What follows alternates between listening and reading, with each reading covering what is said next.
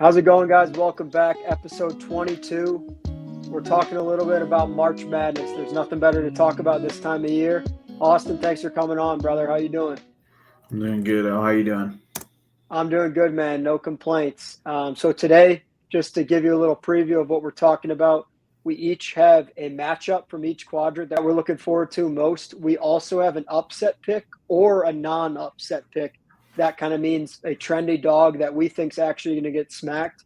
And then we're each going to preview our Elite Eight after and kind of wrap everything up. So I'm excited to get straight into it. And let's start in that top left quadrant.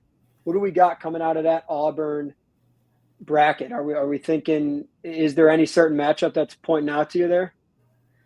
Yeah, I like the New Mexico game, New Mexico Marquette. Okay. The 10-7 game. Big East was just not what the Big East has been in the past. And obviously the Mountain West, I said this to you a couple weeks ago, I think the Mountain West, they trick me every year. But this year, I swear to God, I'm not going to do that again. Besides this one. This is the only Mountain West team I'm going to take, and I'm really high on them. And I think I touched on it last time I was on here. Marquette, what they like to do, they like to turn you over and play fast. What does New Mexico do? They take care of the ball and they clean up the glass. Marquette's a horrible rebounding team. If you watch that game against St. John's, all three matches against St. John's, they got murdered. And if you play physical, like New Mexico is going to do in run and gun, 4.5 is a lot. I bet it +4. You can get it 4.5. It might go up more just because people are going to do the fade Mountain West, whatever. But reason why I like this is just that Marquette, like I said, likes to turn you over, but New Mexico is a superior defensive team. Like they're top 20 in efficiency, and like I said, they clean up the glass, and they're really good on the inside. And what Marquette likes to do is they can't shoot the three. I don't know if you ever watched, but the only guy that can really rein it in from deep consistently is Cam Jones, who's a beast. I will give him that. Yep. Which, side note, Cam Jones and Donovan Den's gonna be a great matchup. Yes, that's going to be a marquee matchup in the first round. It's going to be awesome. But on the inside, like I said, New Mexico is pretty good. They're 69th, I see. Yeah, 69th in opponent's field goal percentage inside the paint. And that's where Marquette likes to go. Now, Marquette has a little bit of an edge there. Both teams are pretty similar in height, but New Mexico is going to try and run it up as fast as they can. And I just trust their guards more than Marquette's at the end of the day, to be honest with you. So. Yeah, I love that. I think that's a good shout and a good nugget for +4. I might have to hop on that train. I made the game a little shorter, closer to 2. I just think it's a little inflated for Marquette, and I just don't, like I said, I don't think the Big East is that good. So. Well, they often favor the Power 5 too. That's kind of how it goes in this type of thing. And I mean, if you haven't watched, for the listeners that haven't watched Donovan Dent, you should look up his highlight reel. I'm pretty sure you're going to want to bet New Mexico after you do. He's a potential for All-American. He won't be a first or second teamer, but could be an honorable mention, maybe a third team. He averaged like 21 a game. So I like that one. And he won't be flustered by Marquette's ball pressure trying to turn you over and stuff. So I trust him with the ball in his hands. So that's a big 100%. Reason. Yeah, and another matchup that I like in that quadrant that has been talked about a lot for a potential upset is Yale and Texas A&M. Kind of similarly, I think A&M is getting the higher points if you're talking betting wise versus Yale because they're coming from a Power 5 conference. But I'm actually on the opposite side of this one. I like Texas A&M to dominate. They're the number 2 ranked rebounding team in the country. Ultimately, they're arguably the most athletic team in the entire country with Coleman inside. And they also have, who was not there last year, Zurich Phelps. He's another option to score with Wade Taylor. I think the Yale team, although they're trendy, although they're fun to watch, and I know your boy Austin, what's his name? John Poulikitis. Yes, I can't pronounce his last name. He is an absolute bucket, but I think he's going to be swarmed by this defense. They also have Obiasi on A&M, who has like a 6'9" wingspan. He's probably going to be guarding your boy on Yale. And I just think the current spread's 7. I could easily see them winning this game by double digits. I could eat my words, but at the end of the day, I think this is one of those where you fade the trendy dog and you take A&M, you take the stronger conference. Yeah, no, I can't blame you there. We just talked that they're going to get punched in the mouth. I'm just going to see if they can respond. So it would not shock me to look at this score when I first see it. If I'm busy or something during the day, I don't know when this game is, but see Texas A&M up like, I don't know, 19-6 with like 10 minutes left in the half or something like that. Yeah, seriously. They're suffocating. So we'll see. Yeah, and so that's your favorite matchup with New Mexico, and obviously you may be picking that as an upset, I guess, 10-7. You know how it goes, but do you have a upset or a non-upset in this quadrant here? Yeah, I like Michigan a lot. Okay. And it really pains me because I came on your show a couple months ago talking about UC San Diego. And oh, yeah. Tate Jones. So awesome. They're so awesome, dude. He's such a good player. Now, everyone's coming out of the woodwork saying, like, obviously there's one glaring matchup, and it's that they turn you over a bunch, and Michigan turns the ball over a bunch, and blah, blah, blah, which is true. But I don't know, like, UC San Diego has played two top 50 teams this year, and it's San Diego State and Utah State. San Diego State was the first game of the year. They only turned them over 8 times. And then in Utah State, they did win at Utah State, which is a great win. But that's a good win. Yeah, Utah State, I mean, they're in the tournament. I don't think they're going to win against UCLA. They're a 5.5-point dog, but my point is that they're turning over Big West guards night in and night out. Like, you're going up against Big Ten guards who are seniors and upperclassmen. Like, I don't think they're going to be flustered as like some guys at Cal State Northridge. And then they have obviously the 2 7-footers in the middle. UC San Diego's, there's 364 teams in Division I basketball. They rank I think it was 340 in height, effective height. They're tiny. Yeah, their center is 6'8". When Danny Wolf is on today. When Danny Wolf's on the wing, he's a legit NBA pro prospect. He's a 7-footer who can stretch the floor. No wonder they turn the ball over so much, is because their offense is clunky by nature. Both those 7-footers touch the ball all the time.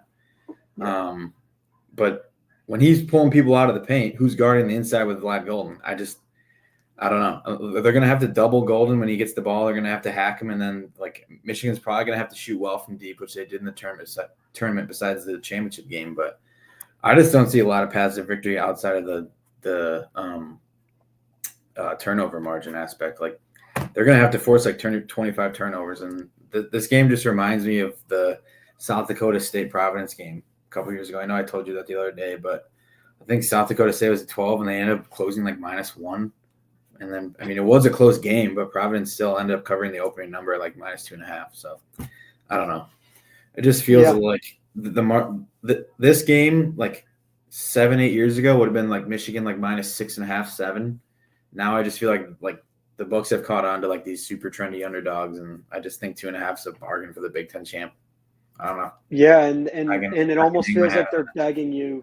It almost feels like they're begging you to take Michigan. And I love the nugget you said about them being 340th ranked. I was actually talking to a coworker today. My prediction is Vlad is going to shoot 16 free throws. I genuinely think I would not be shocked to see him have 22 and 16, and he shoots 75% from the line. So exactly. And that was another thing in bench minutes. UC San Diego plays 6 guys. So what happens when they all foul Golden, when you double Golden in the post and you hack him all game? Who's playing? I don't know. UC San Diego could easily win, and I honestly would be happy just because I like them. When the bracket came out last night, I was really upset. I wanted a good matchup, and I just don't think it's a good matchup for them. No, this is not a good one, and I can't stand Vlad Golden, to be honest, but he is going to eat in this game, and he flails his arms around. He does a great job drawing fouls in the Big Ten. So I can't imagine what he's going to do against a 6'6" center or 6'7" center. Right. And if you've watched him play, he's slow. He is not. Oh, yeah. Yeah, but he does a good job of getting in that paint and kind of working his way down closer to the basket, and he either gets fouled or makes it 2. So now moving down to the West region, and We've both been calling this one the group of death. For the listeners that are not super dialed into college hoops, I'll just say this quick before we preview this one. This is a legit 1 through 4 in this quadrant could go to the Final Four, and this is a legit 1 through 4 in this quadrant could win the national championship. Like, I truly believe that. I think Austin's on the same page with that. Maryland's a very good 4 seed. Obviously, Florida's the hottest team in college basketball right now. He's wearing his UF shirt right there. And this is a dangerous quadrant. So, Austin, let me hear your favorite matchup out of this one, because there's a lot to choose from here. Yeah, and I hate to be the party pooper again because I love a good upset, just like the next guy. But I do think that this year is going to be relatively chalky, which sucks, but I also don't think it sucks. Quick for the listeners, chalky, that's a ball knowledge term. Chalky means that the heavy favorite or the favorite is probably just going to win by the chalk, which means the minus number. Just for the people out there that don't know, Austin's a heavy ball knower right there. That's a big time term. So I just had to clarify that. Yeah, no, good on you. Remind me my nugget is revolving around chalk. So whenever you do yours, I'll say mine. I told you I had to fact check it. It's crazy. Okay. Anyway, my favorite matchup in this quadrant here is Missouri over Drake. And I think Missouri is going to run them off the gym. We were talking right before this off camera or whatever about how teams like to play slow, and it doesn't favor the team who's less athletic, and they're not built to come from behind at all. So if they build up any sort of deficit here, Drake's going to have to speed up, and they play at the slowest tempo in the entire country, 364 out of 364. Yeah, and they credit to Ben McCollum because what he's done is unbelievable, and he's probably going to get a high major job now. He deserves one, yeah. Yeah, no, absolutely. And Drake is a very good team, and 6 is a lot for me. I haven't bet Missouri -6 yet. I have them in a money line parlay for now, but Missouri is a top 5 offensive team in the entire country. And similarly to Marquette, what they like to do, and UC San Diego for that matter, they like to turn you over. And Missouri's top 50 and not turn the ball over. Conversely, Missouri is top 50 and turn you over, and Drake has a lot of turnover issues. They're ranking like around 300 in turnover rate. So there is an advantage for Drake on the glass. Missouri gets kind of bullied inside sometimes, especially defensive rebounding. They're actually terrible at it. But to me, that is kind of wiped off by what Missouri likes to do. They like to get to the foul line. So does Drake, for that matter. But the one glaring weakness, actually two. One was the pace. If Missouri gets out to a quick start, Drake's done. They can't come back with the way they play. Agreed. And number 2, inside, Drake is outside the top 300 in opponent field goal percentage inside the paint, and Missouri plays downhill all game long. So yes, and they have Mark Mitchell coming back. Yeah, and Mark Mitchell's going to be back. And Missouri is a top 25 team in 2-point percentage in the paint. So there is an advantage for Drake on the glass. I think in a slower tempo game, which is what Drake wants to do, I think Missouri's athletes are going to completely run him out the gym. I just think this style of play is not suitable for an upset here. Like last year, it's a different coach, so I guess that's not really comparable. But last year, Drake actually had some athletes like Tucker DeVries and I forgot the Isaiah Swope and a couple other guys. Yeah, Swope. They had a couple high major transfers. But I just credit to them. They won like almost 30 games, or I don't know, 30. They're 30-3. Yeah, I think they went 30-3. Yeah. I'm not buying it. I bet them the last 2 years in the tournament, and I got my heart absolutely ripped out. They should have went 2-0 and won both games, and somehow lost. I remember that. Horrible. I like that. Missouri's just got a top 5 offense, and I just think Drake has beaten an SEC opponent, but that was in November. They beat Vanderbilt, and Vanderbilt shot like 10% from 3 on a neutral floor.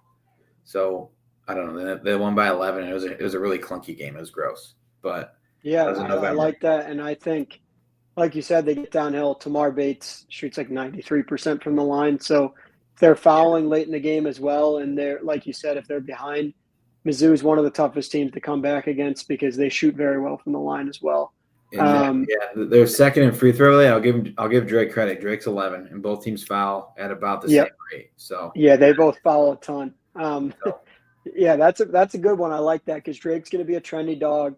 And then talking about another trendy dog, this for any of the OKnows fans out there, this was my legit like squad last year with Grand Canyon. I love Tyon Grant Foster. He's a 100% pro guard. He's just ridiculously raw and turns the ball over. But his ability is unlike any mid-major guard in the country. He's actually ridiculous. But I got to talk about this matchup. This is my favorite matchup by far in this quadrant with Grand Canyon versus Maryland. I think Maryland's a matchup nightmare for literally every team in the country with their two bigs. They, in my opinion, have the best front court in the country. Derek Queen's probably going to be a top 15 lottery pick. And then Reese in the middle as well is like 6'11". So they body you and baby you the whole game. But the reason that I pointed it out as my favorite is because Grand Canyon is a very, very tall team. I don't know the exact metric on it, but I know that two of their guards are 6'6". They have two bigs that are above 6'9" that play. So just that right there is they can match up with basically any team. This is not your normal mid-major roster because the majority of these kids could transfer high major and did get offers in the transfer portal, but they stay around because the coach is terrific, the program's terrific, and they sell out every single game and have the best student section. So I do really think this is one of the most intriguing matchups because Maryland, without a doubt, is one of the best high major teams in the country. That's the reason they're a 4 seed. But Grand Canyon, if they weren't matched up against Maryland, would probably be, and I think Austin would agree with this, less than 5-point favorites against the majority of the 4 seeds out there. Yeah, they got hosed. They got absolutely hosed. My numbers have been off on Grand Canyon all year. They've just been kind of overrated in the market just because more oftentimes than not, when you get a trendy mid-major who makes a little bit of a run in the tournament, they tend to get overrated the next season. But and Tyon's been out too. Right, and they got screwed. Like if who are the other 4 seeds? I mean, Arizona would have been. Arizona's another tough matchup. Yeah, because they're massive, and I mean, they would have ran Purdue out of the gym if we're being honest. Purdue is vulnerable. They would be. I would have taken them straight up against Purdue too. Yeah, I mean it's A&M. They'd obviously A&M. They'd give a tough game to A&M too. I just think this is going to be an interesting matchup, and I think it's pretty awesome. This is the reason why March is so great because I genuinely believe if Maryland wins this game, they will be in the Elite Eight. And I don't know if Austin agrees with me on that, but I think if they can get past this frisky Grand Canyon team, they're either going to smoke Memphis or play Colorado State, and then they're going to advance to the game against Florida or UConn or Oklahoma, I guess. And that will be an awesome game. And I think this team they're built for March with the way that they play inside. And I mean, that carries, like whether you want to believe it or not, but having a lottery pick big carries in the tournament. And they also have some good guard play. So that's my pick for sure for this quadrant. And yeah, I'm pretty excited to watch that one. Yeah, no, that's going to be an awesome one. Like just the way Grand Canyon plays, they could beat anybody. They're either going to lose by 30 or they're going to win outright. Yes. Couldn't agree more. So I'd say if you're betting Grand Canyon, you're a betting man or girl out there, you better be taking the money line because I think you can leave the points at the door because like Austin said, they're either getting smoked or they're going to beat Maryland in a tight one. Just a lot then the way they play. Moving into the next, or actually, let's talk quick about Kansas, Arkansas. I feel like we can't skip over that one. What's your initial takes on that one? These are two blue bloods with arguably the two of the 5 best basketball coaches in college hoops of all time. So, what's your opinion on this game? I haven't broken it down in depth, but just at a glance, I like Arkansas. Okay. Especially with the points. Kansas sucks. I don't know. That's the armchair like 2-second handicap. I have seen this team and thought I believed in this team. This was my first future pick. Like looking at the futures and like whenever they dropped in like October or whatever. It was my first click. They're the preseason title favorite. I just thought they'd be so much better than they actually are. Now it does suck that Thero is going to be out for Arkansas because he's averages like 16 a game, I think, and he's good. He's great defensively too. Yeah, for sure. They're an extremely clunky offensive unit, and that's not really what you want to see when you're going up against Kansas. But something I think that gets overlooked with Arkansas is that their defense is actually very good. They're a top 25 unit. And that game is a total muck it up, gross, disgusting game, I think. I honestly think it's going to be like in the 60s, around 120, 130, something like that. I don't know. I like Arkansas. Well, number one, SEC bias me 100%. But I like Arkansas as guards better. I don't fully trust John L. Davis, but getting Boogie Flan back, I think, is going to be in theory should help. They didn't really look good with him, to be fair. Before he got hurt, but I like that big guy, Zvonimir. He I don't know why. I don't know why Cal he's super clunky. He's like 7'2", but he also shoots threes, which is crazy. Yeah, but I mean, rebounding is pretty even. Kansas is really hard to score in the paint just because Dickinson's a tree. I hate him, but he's good. He's really good, and he doesn't foul a lot. Neither team does, actually. But, yeah, I don't know. My gut, I saw a 4.5-point spread, and I don't trust Kansas laying points to anybody, especially on a neutral floor. I don't know. Especially after what they did against Houston, too. That was disgusting. It was gross. I like Arkansas. They're a little better overall effective shooting team. That was more of a gut like just 2-second analysis, to be honest with you. What about you?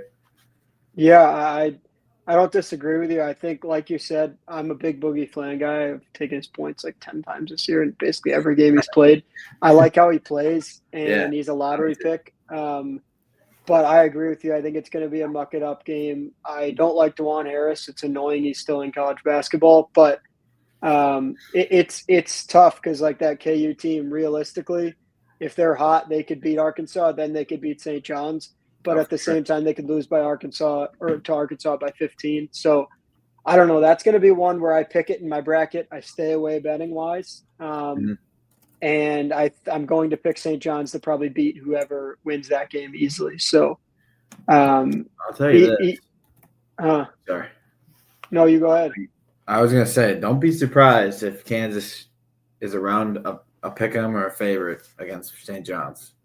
I think if they run the floor and they kick the crap out of Arkansas, I would not be shocked to see like a -1.5 even.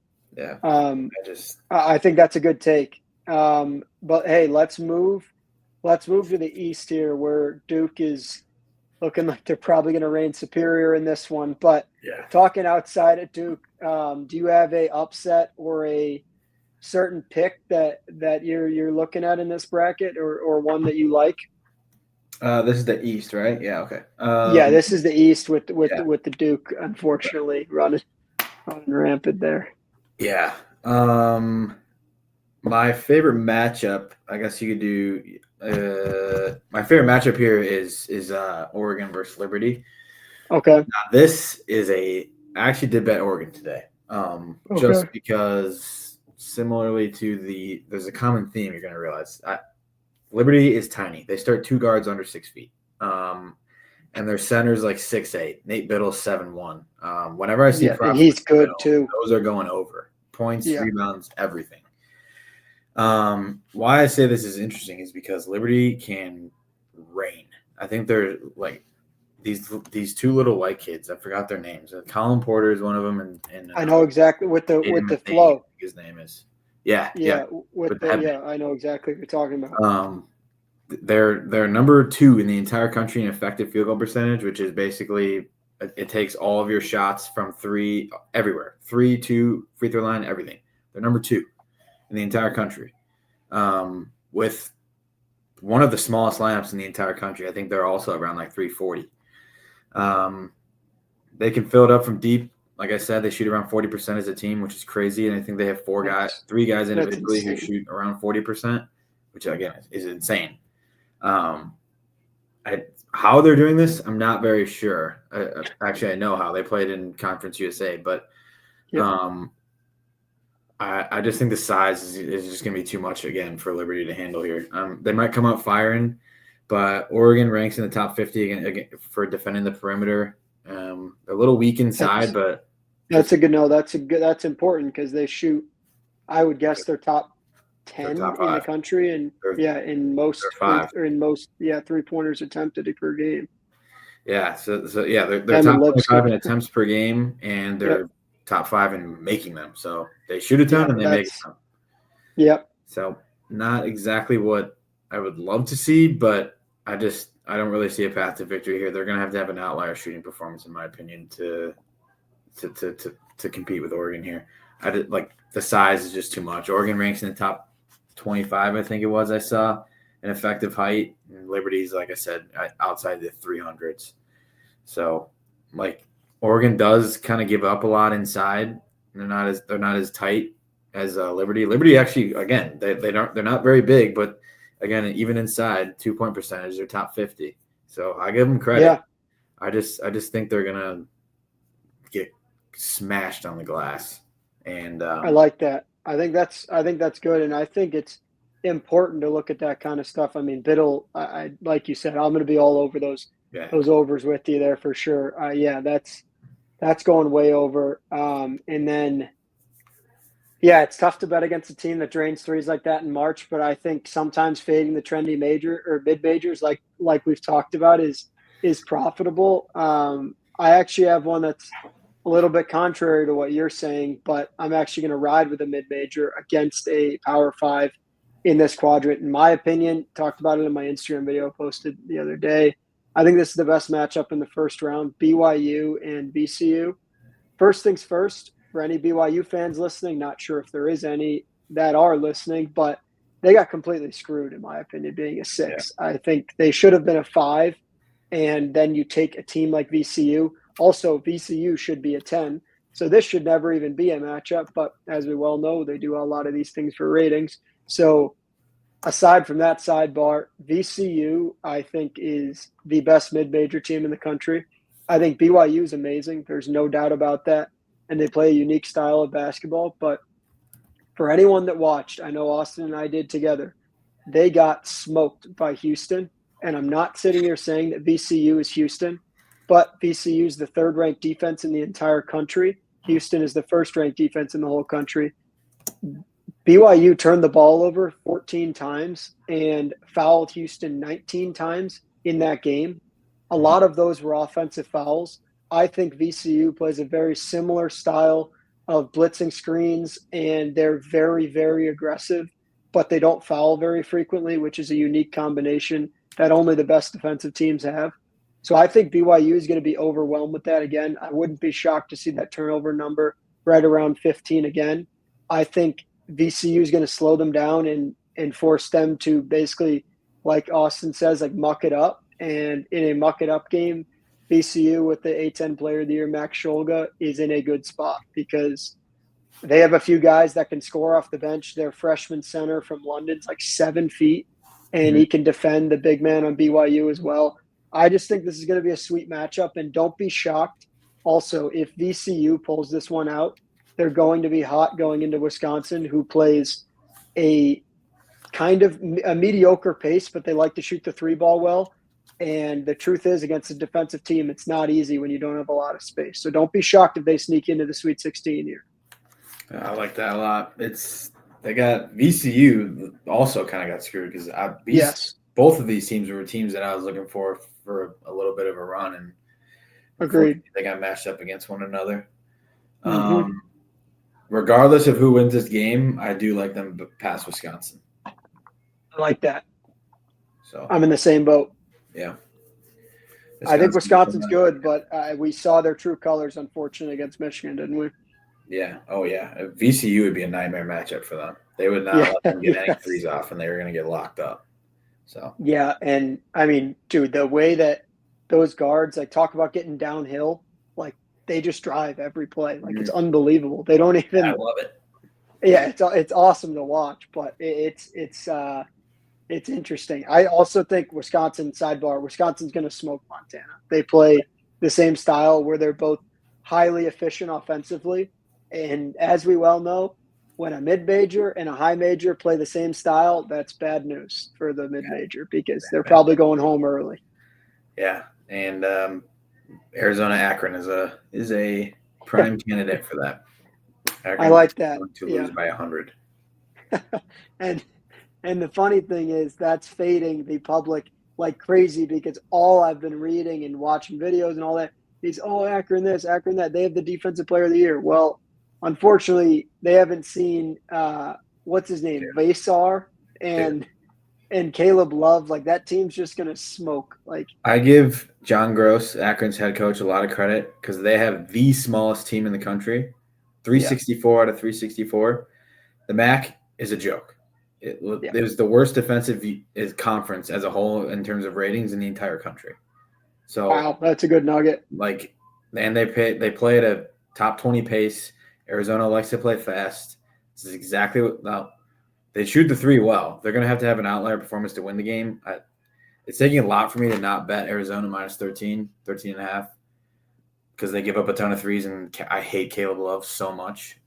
I just don't see a lot of paths to victory here for Akron at all. They're going to get locked up defensively. They won't be able to score in the paint. They're going to have to shoot 1,000,000 threes and make 1,000,000 threes.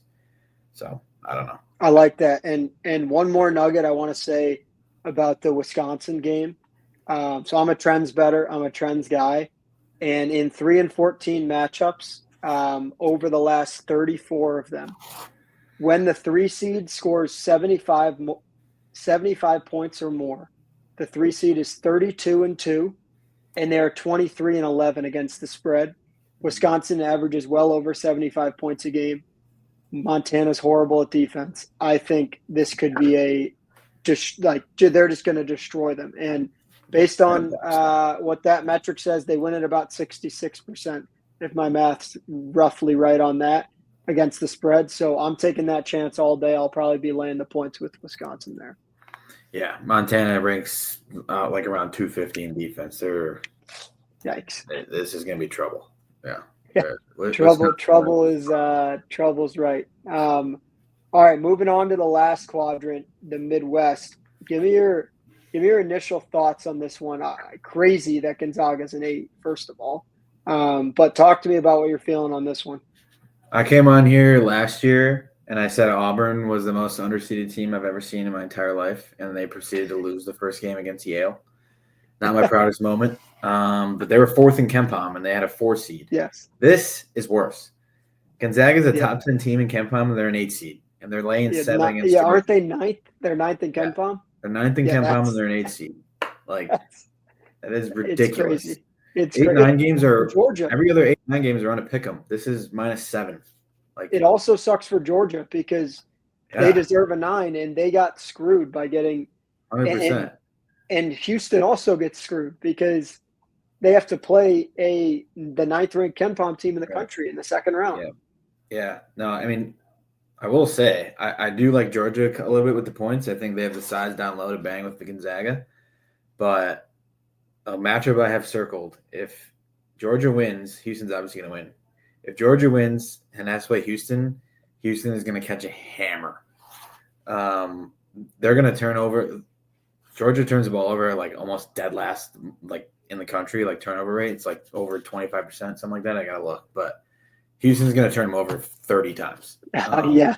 So Kelvin Sampson's going to be licking his chops if he gets that match. That is one I have circled. Asa Newell for Georgia. I don't know if anybody knows him, but Asa Newell, watch him in the Gonzaga game. He's a pro prospect. I think he's a freshman. I can't remember, but he's going to bang inside with I think he was Graham on that Montverde team. Yeah, something like that. Yeah. He's going to bang inside with Graham Ike, and Graham Ike he fouls out every game. He can't keep his hands to himself. So I kind of like that game. And then honestly, this quadrant's I'm gonna let you take over with the high point game, but this quadrant is just kind of mid to me. It's just I like I don't have any super strong leans. The Gonzaga Georgia game is probably the best game in my opinion. Mm-hmm. And I think Clemson is going to destroy McNeese. I'm not buying the McNeese. Okay.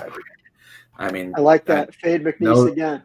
No disrespect to the Southland, man, because I know you're Southland, Maine, but I don't know.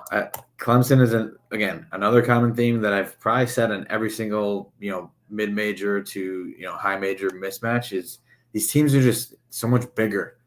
Yes. Clemson is top 25 in effective height, and McNeese is like 300, around 300. It's like 250, 300, something like that. Yeah, their center 6'8". I don't know.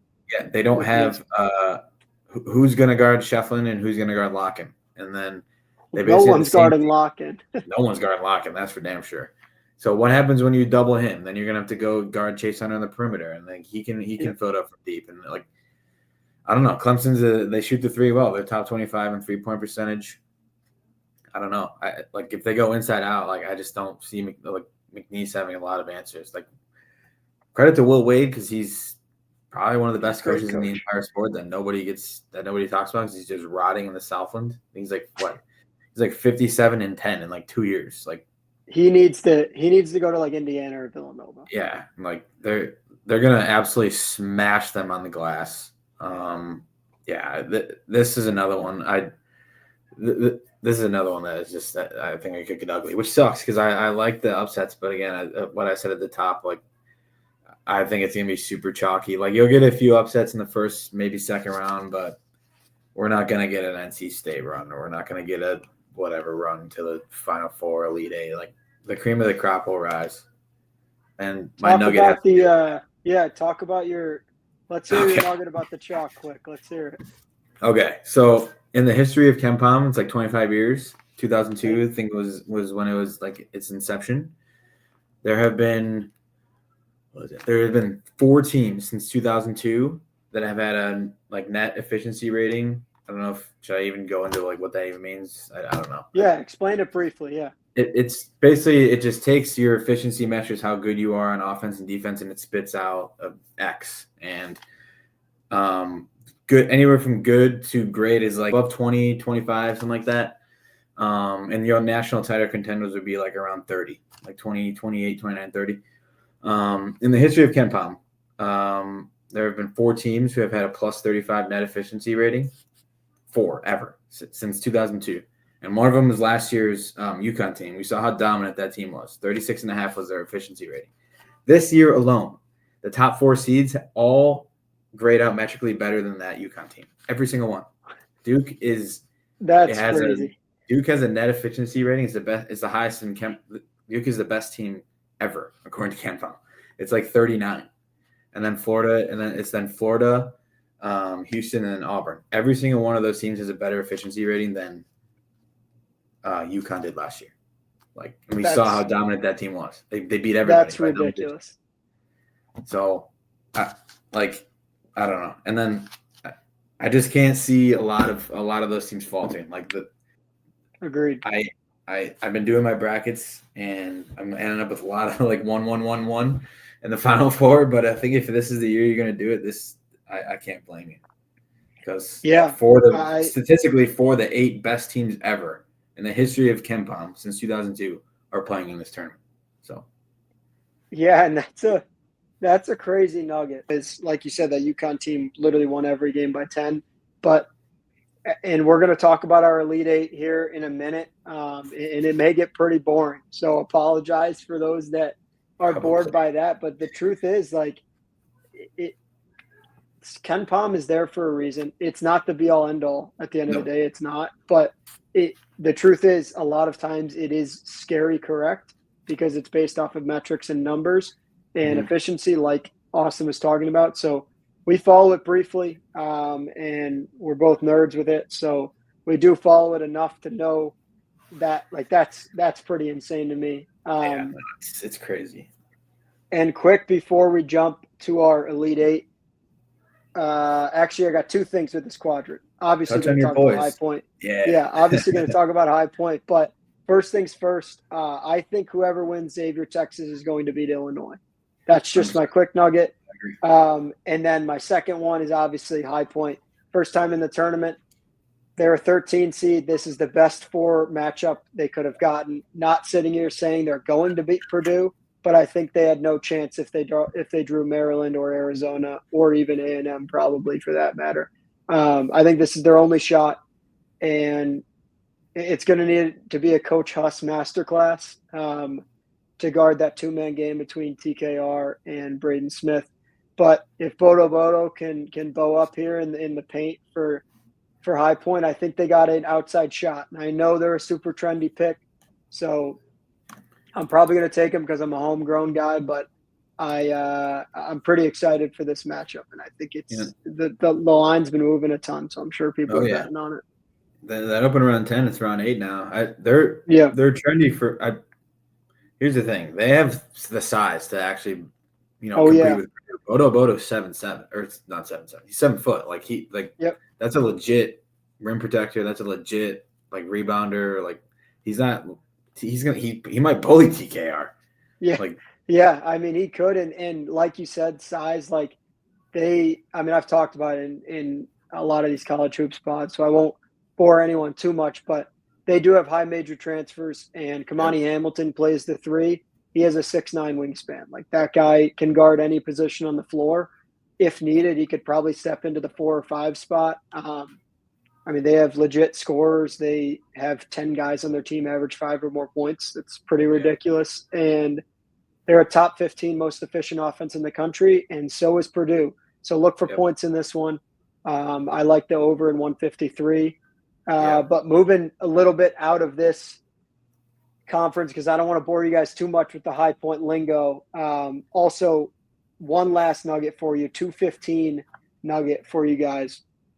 So this is a mouthful, so just bear with me here. But when a 2 seed has an adjusted tempo of 200 or slower and a defensive efficiency rating in the top 50 in the last 18 meetings. So just to clear that up, that means when a team is super good defensively and they play very slow, in the last 18 times a 15 has played a 2 seed, they are 13-4-1 against the spread, and they're 16-2 straight up overall.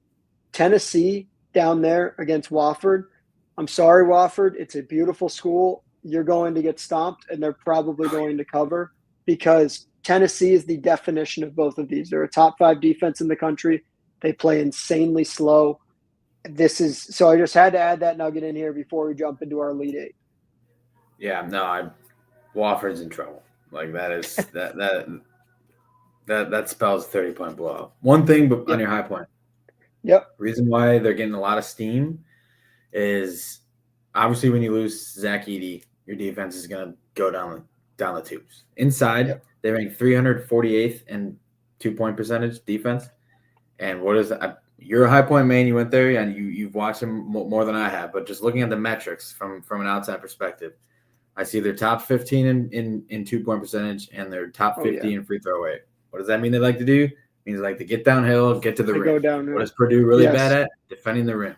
So to me, that's why they're getting a lot of steam, and I bet it. I'm part of that steam. So let's go. I'm all in. I bet I'm going to sprinkle the money line. I think they're going to win outright. I seriously do. Purdue is one of the teams that I had circled that I'm just fading no matter who they play. That's a fellow ball knower right there talking about High Point. That's not me. Let's go Panthers, baby. So, yeah, let's go Panthers. All right, let's talk quick about the Elite 8, and then we'll finish up. I appreciate you taking the time. Always enjoy talking shop with you, especially around this time of the year. So just go quick and just run me through your Elite 8. We'll go top to bottom, start with probably Auburn, I'd guess. Yeah. Reluctantly have Auburn in there, but like I said, chalk I think will rise. Now this part is really tough. For now, I have Auburn, Iowa State. I don't know. I don't love Iowa State just because Keyshawn Gilbert obviously is hurt. Yep. I could see them losing to Ole Miss, but then I just don't really trust Michigan State. I think Michigan State, New Mexico's a live dog against Michigan State, so I don't know if I entirely trust them there, just based off the metrics, like I talked about earlier with the rebounding and defense. That'd be a great matchup. I really hope that Michigan State matchup happens. But for now, I got Auburn and Iowa State, and probably Auburn going to the Final Four. Okay, now just keep on going. Roll through it, and then I'll go next. Want to keep rolling? Okay. If you can't tell, I'm wearing a Florida Gators shirt. I got the Gators in the Elite Eight. I don't love that they're probably going to have to face Maryland. Maryland is just one of those high variance team with a ton of freshmen. They're either going to they could lose to anybody, or they're just going to remember that they're 18 and all lottery picks and destroy everyone. So we'll see. Florida's ball pressure and guards are much better, I will say. So I don't know how Maryland's going to handle that, but we'll see. And then I got Arkansas. I got Florida and Arkansas. Yeah, I do. Love that. I think it's honestly going to be Missouri, because Texas Tech's dealing with a little bit of injuries, and especially to some big guys, that's not what you want when you want to face a Missouri team who wants to attack the rim at will. And their depth is thin. So, and I like Arkansas to get past St. John's, and I like Arkansas to beat Missouri in the Sweet 16 to face Florida in the Elite Eight. That's sweet. Yeah, going on a limb there, but like I said, I'm looking to fade St. John's, and I'm looking to fade Michigan State. There's a nugget about that. It's like the teams who are not a part of the preseason top 25 or whatever tend to. It's like a nuts trend. I have to find it. I'll send it to you later, but. They tend to falter in the tournament or something like that. That like one of them has made the Sweet 16 in like the last 10 years or something. I have no idea, but it's something crazy like that. Anyway, obviously Duke in the East, they're going to the Final Four, pretty much a cakewalk. I will say, the winner of that Oregon-Arizona game is going to give Duke fits, and I'll probably be on the dog in that game and probably lose. But those teams profile metrically with size and everything. Duke's number one in height, but those two teams are huge. Probably Oregon grades out better, but we'll see. And then I got Bama, even though we don't really have any news yet on what's his face, right? Grant Nelson. Is he still? Yeah, I don't know if he was seeing. It's very up in the air. I was looking at some stuff today. It's very up in the air. Yeah, I know he was seeing a specialist today. Honestly, I have Bama for now, but I could see the winner of the BYU-VCU game going all the way. So we'll see. But for now, I have Bama. But I honestly, just for variance and like a big pool, I would put the winner of that BYU-VCU game in the Elite Eight. I obviously don't know who's going to win yet. So that's why I have Bama. I like that. Okay. The Houston side, obviously, you talked about how they got screwed with Gonzaga and Georgia. But I think if Juwan Roberts, he's playing, right? Yeah, most likely playing. Yep, he's questionable, but I think he's a 5th year, 6th year guy. He's going to play. Yeah. Okay. So I'm going to roll with them for now, just because those are my guys. I've bet them to win the title for 5 straight years, and they've gotten screwed with injuries and stuff. Seriously. And the bottom part of this, I have no clue, man. I could see Kentucky. I could see Tennessee. Honestly, I don't hate that Xavier. If they beat Texas, they're the hottest team in the country. Them in Colorado State. I can't fault you for that if you want to go some variance there. But for now, I got Houston, and then I honestly don't know if I have an answer for you right now for who they might play. I would go with Xavier or Tennessee. Those would be my two. In the Elite I like that. Okay. So that would be 10 and 11. And then I'm talking about all this stuff. But that's fun, though. I'm a big fan of that. I don't, unfortunately, have as much variance as you do. I've got just straight down Auburn, Michigan State, Florida, Texas Tech, Duke. I really want to take VCU. I'm still up in the air if I do or not. It's either VCU or Alabama. Houston, and then Kentucky. I think Kentucky's coming back to form and they're healthy. I think Owe is one of the most underrated guards in the country. He doesn't really get enough love, and he's unreal. And then just talking quick, in my opinion, Duke Houston could be the best game of college basketball that I ever watch in my lifetime. Probably. And I think Houston's going to win it all this year. I, too, am a big fan of Houston and have rooted for them, especially last year with Jamal Shed. But the difference in Houston this year, man, is they're always good at defense. They're always top of the cream of the crop, but they can shoot the three ball, and they are the 23rd most efficient offense in the country. I don't know what their metric was last year, probably outside of the top 100, and they still made it far. So I think this team's going to win it all, and I hope it happens. So I'm going to be rooting for that. And, yeah, that's my Elite Eight. And, man, I couldn't be more excited for this tournament. Who do you got winning it all before we finish up? I'll go Florida for the show, just because Okay. I'm a homer, and They're also unbelievable. I hate that they won the SEC tournament in front of everybody because I feel like they've been buried all year long. Everyone's talking about Duke and all this other garbage. Florida's quietly just steamrolling All this other garbage. Florida's quietly just steamrolling everybody in the SEC, beating everyone by like 30. So I don't know. I think they have the best trio of guards in the country: Clayton, Richard, and what's his name? Will Richard and Elijah Martin. I don't know. For my money, Walter Clayton's the best point guard in the country. So we'll see. Okay. All right. Hey, I can't disrespect the home take. I love that.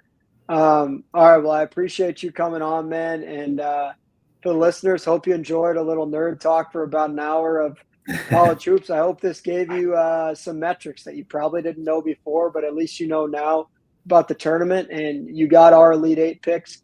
By no margin are they locks with the the NCAA tournament goes. It's anybody's game, but we're excited to watch, and thanks for listening, and drop a comment who you got if you're a winner, and we're looking forward to hearing. So thanks for listening, and thanks, Austin. Appreciate you coming on. Yeah, no problem. Thanks for having me, man. Always a pleasure.